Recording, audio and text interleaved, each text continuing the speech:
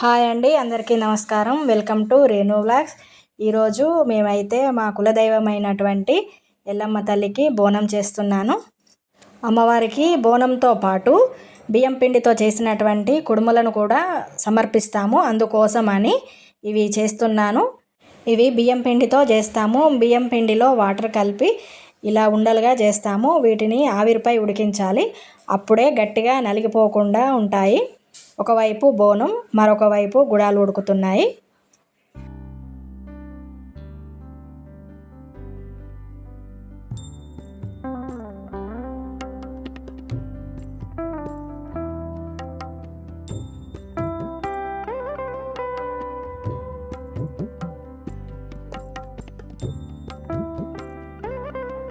ఐదు రకాల ధాన్యాలతో గుడాలను ఉడికిస్తాము.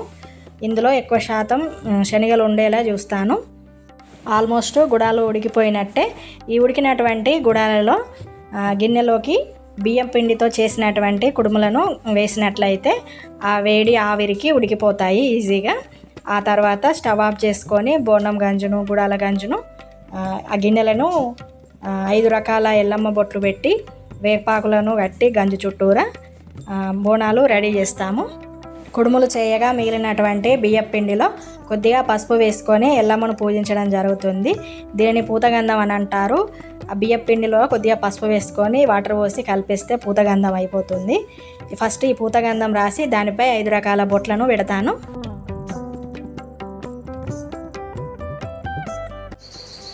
ఇక్కడేనండి ఎల్లమ్మ పుట్ట ఉంటుంది. మా ఇంటి ఆవరణలోనే పుట్ట ఉంటుంది. అందులోనే పూజ చేస్తూ ఉంటాము. ప్రతి మంగళవారం దీపారాధన చేస్తూ ఉంటాము.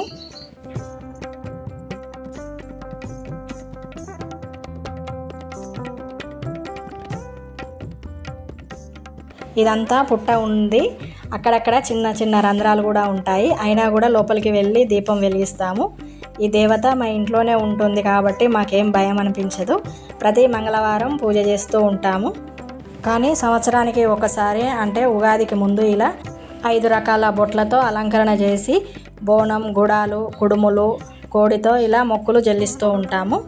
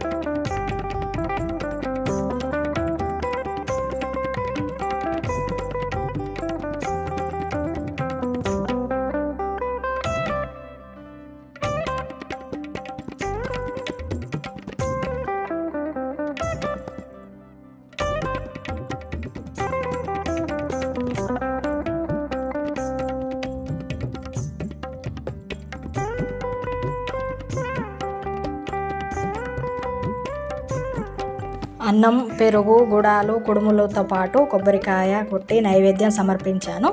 అంతేకాకుండా అమ్మవారికి ఎంతో ఇష్టమైనటువంటి బెల్లం శాఖ, కోడి ఇవన్నీ కూడా చేస్తూ ఉంటాము. దేవుణ్ణి నిలుపుకోవడం అంటే మాకు ఈ కుండల్లోనే చేస్తాము. అవి దేవుడి కుండలుగా భావించి వాటిని అలంకరించి బొట్లు పెడతాను. అక్కడ లోపల బొట్లు పెట్టడం పూర్తి అయిన తర్వాత అక్కడే ఉన్నటువంటి గడపలకి కూడా బొట్లు పెడతాను.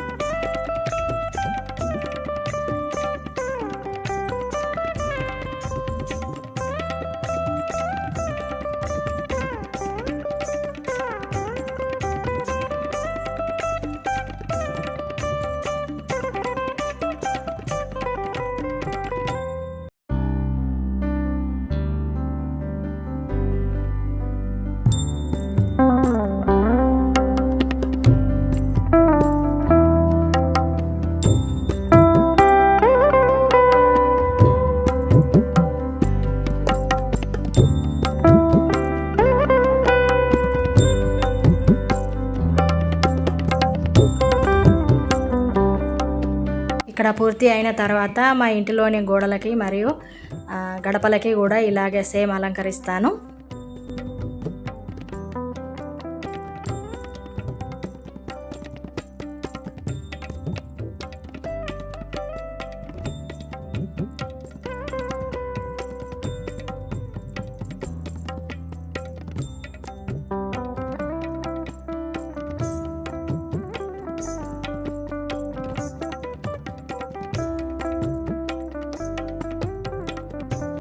ఇదే రకంగా ప్రతి సంవత్సరం చేస్తూ ఉంటాము.